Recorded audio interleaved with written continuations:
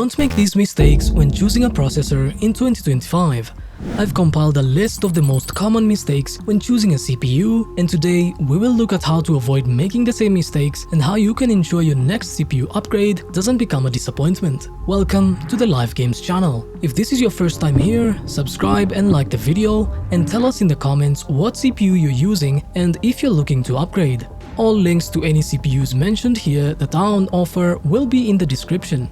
The first mistake is not deciding what you need a processor for before buying one.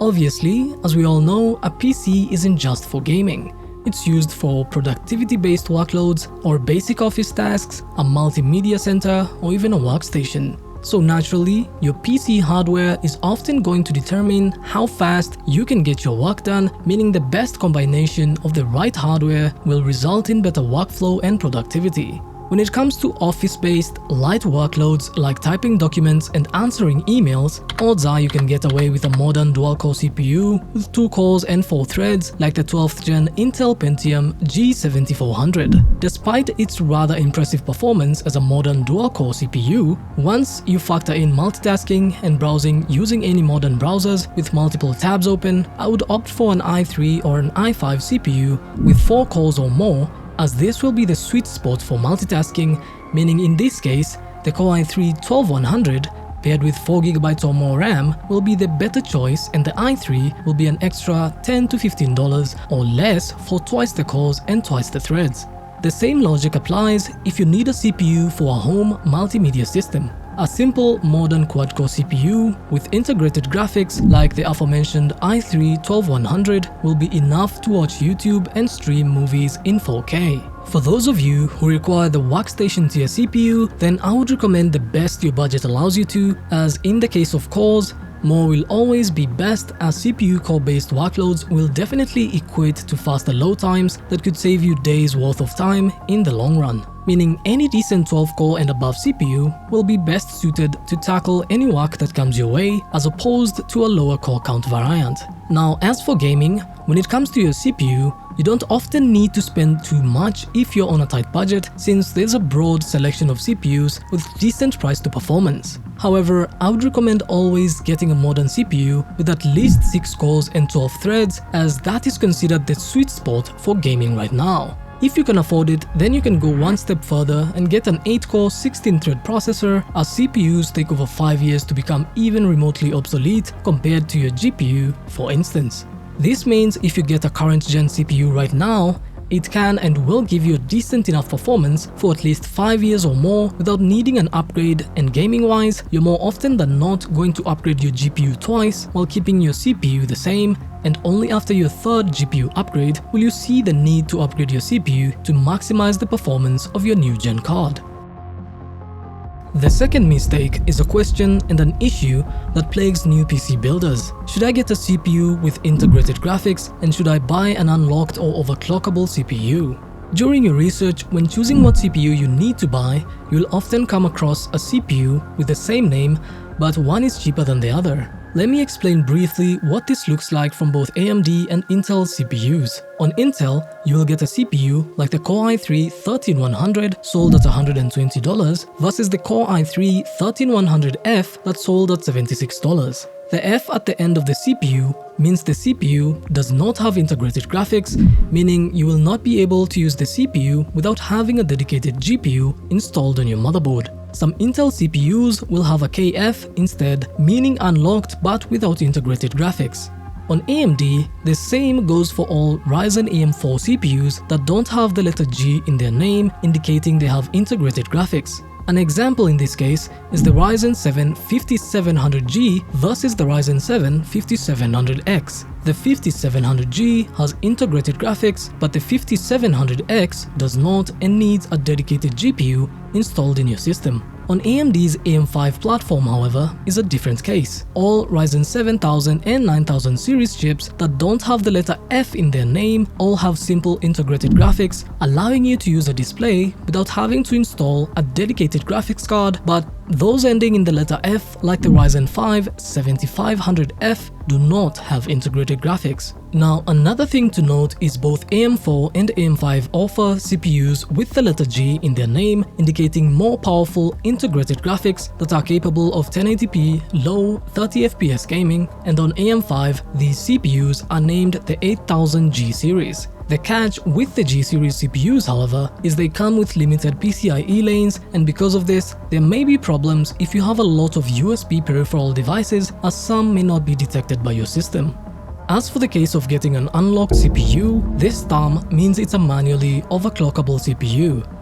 This is an issue mainly reserved for Intel CPUs, as all AMD Ryzen CPUs come unlocked from the factory, and on Intel, the unlocked CPUs are those that end in a K, like the Core i5-13600K. If you can't afford it, then there is no need to buy a K-SKU Intel CPU, since all modern CPUs overclock themselves automatically when you're gaming or doing any demanding workloads, and will reach their rated boost clocks without manual overclocking. So the conclusion here is, if you have a dedicated GPU, then you can buy the cheaper CPU without an integrated GPU, and as for the unlocked CPUs, if you opt for AMD Ryzen, then this won't be an issue for you, but on Intel, then it all depends on your budget, as the K-SKU CPUs will often have higher boost clocks, but even if you get a non-K tier CPU, it will still overclock itself automatically when it needs to, so unless you're an overclocking enthusiast, odds are you will never need to manually overclock your CPU, so budget-wise, it wouldn't be worth it to stress over.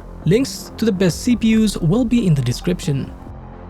The third mistake that is surprisingly still around is the old rumor that Intel is better than AMD. This used to be a problem with some truth to it a decade ago, but after the release of Ryzen, AMD completely changed the game with higher core count CPUs that were not only more efficient but offered similar to or better performance than Intel, while still remaining to be the cheaper of the two. When it comes to workstation tier CPUs, AMD has been able to compete with Intel's Xeon lineup with their own line of higher core count CPUs known as the Threadripper series, showing AMD is now able to compete at all levels, and as of the making of this video, AMD currently has the crown for the fastest gaming CPU, the Ryzen 7 9800X3D and the Ryzen 9 9950X3D, which, as I'm sure you've seen on all the benchmarks, is winning in a league of its own. Recently, as I'm sure some of you are aware, Intel CPUs have had a lot of instability issues with their 13th and 14th gen CPUs, meaning Ryzen has also become the best choice in terms of stability and efficiency due to the improved architecture compared to the competition from Intel. In Alderon's testing, the chips initially worked fine,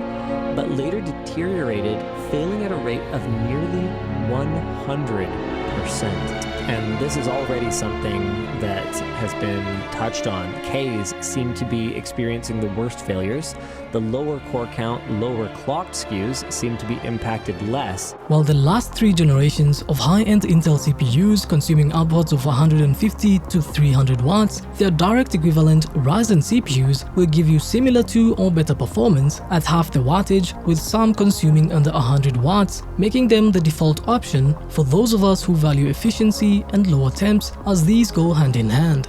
It's best to note that most of these issues don't apply to the mid-range or low-end tier of CPUs like the Intel Core i5-13400F or the Ryzen 5 7500F. These CPUs will always be tailored for low power consumption and will be easier to cool, and will often have nearly the same performance as they target budget-oriented customers looking for the best value. The conclusion here is just simple. Just be open-minded and do your research to make sure you're well equipped with the right information so that you can make the right choice without depending on rumors, and that way you can get a CPU that's right for you, as both Intel and AMD could have a cheaper alternative over the other. The fourth mistake is only buying a box version instead of an OEM. This is an issue that you might come across and you end up needing to make a decision. The box version of a processor is literally just a processor in a box, and in some cases, it comes with a simple stock cooler. Most online buying options will include a box, but an OEM version or no box version will always be the cheaper option of the two, and unless you're on a tight budget and plan on using the stock cooler, then there is no need for paying extra for the box version. Given how durable CPUs are, even taking into account the extended warranty, processors rarely ever fail or need a replacement, well, except for Intel's 13th and 14th gen CPUs, and in the case that they do fail or arrive dead on arrival, then the limited warranty of the OEM package should be redeemable from the source you bought it from. So do you want to pay extra just for a box? It's all up to you, but I wouldn't if I have an OEM version as an option. The fifth mistake is assuming more cores means a better processor. Having decided what you need a processor for, you will start looking for the best processor you can find for your use case, and you will come across a plethora of options on sites like Amazon, Newegg, AliExpress and eBay. Now, among the options you find, you will come across processors like the Xeon server CPUs with over 10 to 18 cores, being on sale on the used market for a fraction of the price of a lower core count 6-core 12-thread desktop CPU. Now, anyone without experience and perhaps building their first PC on a budget might be inclined to assume that the higher core count Xeon will outperform a regular modern desktop CPU in gaming or workloads. However, that is far from the case. More cores does not always mean more performance, as CPUs will often improve with every generation, meaning a 6-core 12-thread current-gen CPU will easily outperform an older Xeon with 10 plus cores and threads. This is due to the improved architecture that enables higher frequencies and support for newer hardware like faster RAM and newer instruction sets that are required to run modern games and softwares. The older, higher core count CPUs do offer some value for extreme budget building conditions, but I still wouldn't recommend it, as it's always better to build your PC with a more recent CPU, with the limit being the last 1 to 2 generations to get the latest features. The sixth mistake is pairing a high-end processor with a cheap motherboard. I'm sure at this point you've already chosen either an AMD or Intel CPU, but now it's time to choose a motherboard. So let's start with Intel and go through their current gen and past 2 generation sockets to help you understand them. The latest Intel CPUs at the moment are the 13th, 14th and 200 series CPUs. The 200 series are just the 15th gen, but rebranded due to the instability mess with their 13th and 14th gen. These CPUs can only be installed on the Intel LGA 1700 and LGA 1851 motherboard socket. These motherboard sockets are divided by chipsets that are divided into 3 main series: the Z, B and H series. The Z are the high-end, while the B and H are the mid and entry-level tier. The LGA 1700 socket was designed for 12th and 13th gen CPUs and has 8 chipsets. These are the H610, the H710, B660, B760, the H670, the H770, the Z690, and then the Z790. So what's the difference between the Intel 600 and 700 series? The 600 series are the older of the two and will require a BIOS update to run 13th and 14th gen CPUs, while the 700 series offer improved features like support for higher memory speeds and capacities with more PCIe lanes, improved I/O capabilities, and increased number of DMI 4.0 lanes, which is the interface Intel uses to communicate between the CPU and the chipset. Now, a short summary of the chipsets, starting with the H610 and the H710. These are the entry-level chipsets for CPUs like the Core i3 and i5 budget models, and next is the B660 and the B760, which are the mid-tier option with support for features like RAM overclocking, and the next tier being the H670 and H770 with DMI 4.0 by 8 coupled with improved I/O capabilities like more USB ports and support for newer standards. The final tier is the high-end Z690 and Z790 boards, which allow you to maximize the performance of a high-end Core i7 or i9 K-SKU CPU. These motherboards allow you to overclock both the memory and the processor and can handle running the CPU at higher temperatures and higher wattages, powering the high-end CPU without any issues. As for the LGA 1851 socket, only the Z890 is currently available, with support for all current-gen Core 200 Ultra processors, and the mid-tier and entry-level 800 series and affordable H and B chipsets were announced at CES and are now available in the consumer market.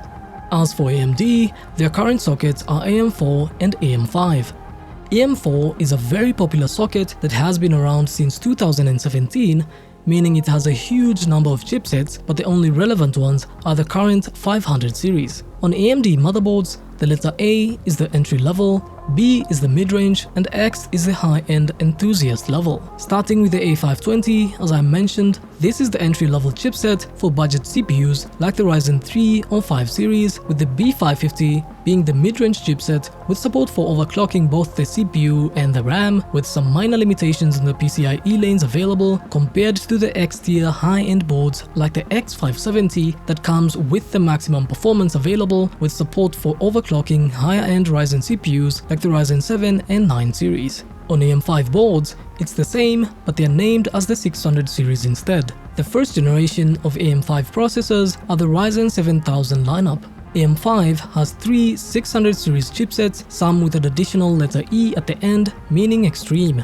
The first being the high-end X670 and X670E boards, followed by the mid-range B650 and B650E, then lastly the A620 being their budget option. With the recent release of the Ryzen 9000 series, AMD introduced new chipsets for the AM5 socket and named them the 800 series. These are the X870E, the X870, the B850 and the B840. These come with some improvements, but we will discuss these socket improvements more in the future when we make a video about motherboards, so if you want to see that, don't forget to subscribe and give this video a like.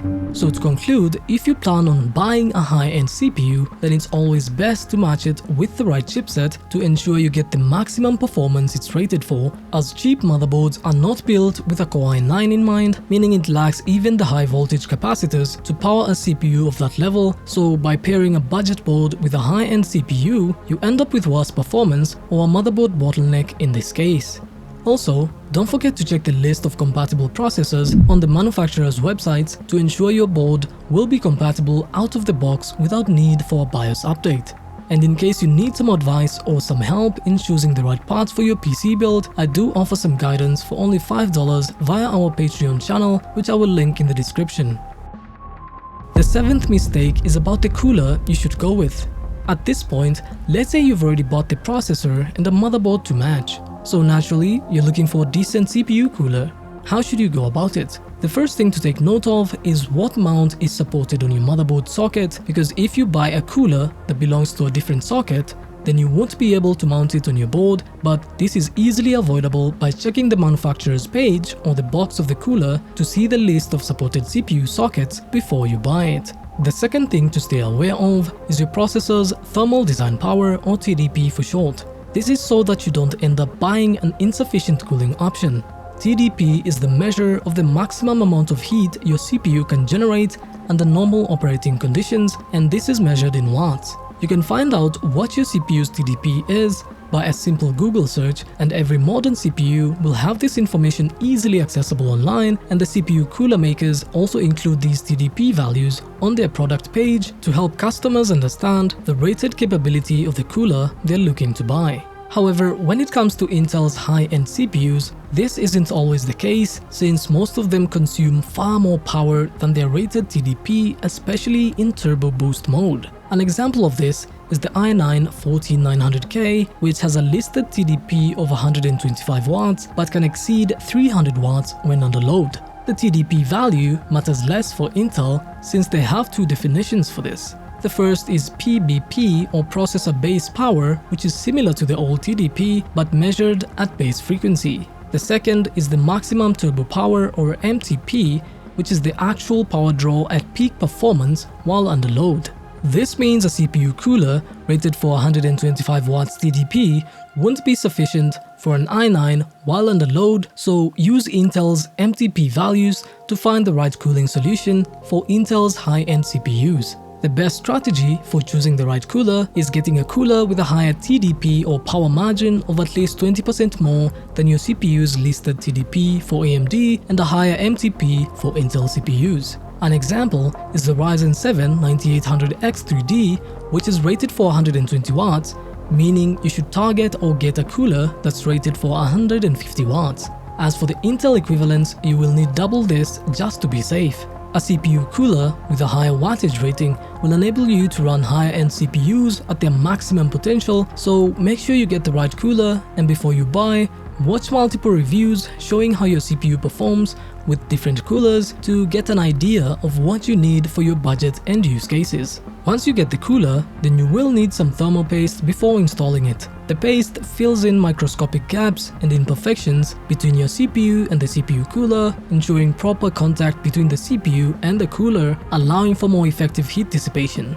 When it comes to thermal paste, there is no need to buy extremely expensive paste, as you can often get decent thermal paste for a fraction of the price, with the cheaper option costing you a negligible 2 to 3 degrees more, so unless you're an overclocking enthusiast, just go for decent but cheaper thermal paste. Mistake number 8 is underestimating the power supply capacity that you need. Your CPU isn't the only component that needs power. Your GPU, motherboard, RAM, and storage all need some juice. A weak or inadequate power supply will lead to your system experiencing blue screens and crashes while your system is under load. However, this is easily avoidable, as you can calculate your power requirements using a free online PSU calculator, or you can add up the max power draw of your chosen CPU plus GPU combo and add an extra 50 to 100 watts for other components like the system drives and any RGB devices powered by your PSU. Now, when you start choosing your PSU, you will also come across the 80+, bronze, gold or platinum PSU rating. This rating is only a value to show your power supply's efficiency when under load and does not guarantee quality, so check the reviews of your power supply, as some models may have a weak 12-volt rail that you should avoid in case you're using a high-end Intel CPU that is fighting your GPU on who will draw 300 watts first. And that's it for today. If you plan on buying some new hardware like a decent CPU or GPU, then I have left links in the description for all the entry-level, mid-range and high-end hardware discussed in the video, and don't forget to give the video a like. Tell us in the comments what mistakes you made with your first PC. Thank you for watching, I'll see you in the next one.